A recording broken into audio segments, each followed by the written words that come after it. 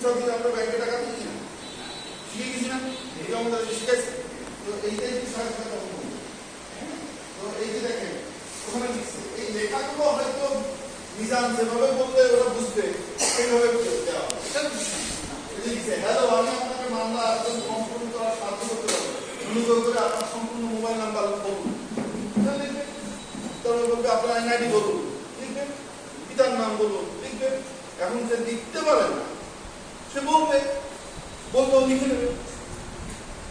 আবার মানে 3 ধাপে হয়, একটা হচ্ছে 4 ধাপে হয়।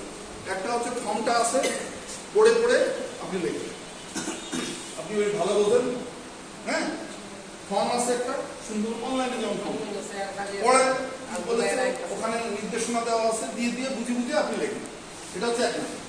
2 নম্বর কি? 2 নম্বর হচ্ছে ওখানে কোশ্চেন আসতেছে, আপনাকে কোশ্চেন করতেছে, কোশ্চেন উঠতেছে, আপনি কোশ্চেন বুঝে অ্যান্সার দেন, তাহলে আপনার ফর্ম পড়ে যাবে। আর একটা বুদ্ধি কি?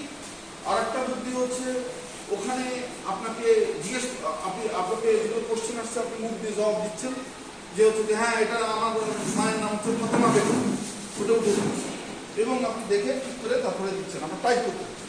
আরেকটা হচ্ছে পুরোপুরি ডিজিটাল মিজাল হয়ে আছে, সে বিভিন্ন গল্প করে আপনাকে জিজ্ঞেস করছে, সে নিজেই পূরণ করছে, আপনি কিছুই করছেন, সবই সব। যাই হোক আপনাদের এখন আমরা একটু দেখি এটা কিভাবে কিভাবে হয়। আপনার নাম মোবাইল নাম্বার আপনি লিখছেন। আপনার এখন প্রসেসে আপনার পিতা ও মাতার নাম লিখবেন।